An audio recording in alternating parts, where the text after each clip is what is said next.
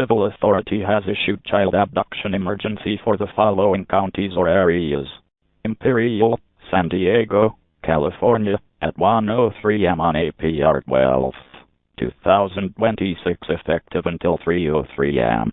An Amber Alert is being issued by the California Highway Patrol on behalf of the Federal Bureau of Investigation.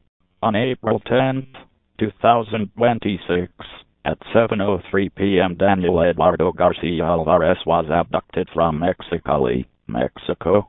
Garcia Alvarez is a 2-year-old Hispanic male, 2 feet 3 inches tall, weighing 30 pounds, with brown hair and brown eyes.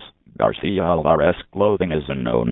The suspect, Selena Alvarez Brado, is a 32-year-old Hispanic female, standing 5 feet 1 inches tall, weighing 162 pounds, with auburn hair and brown eyes.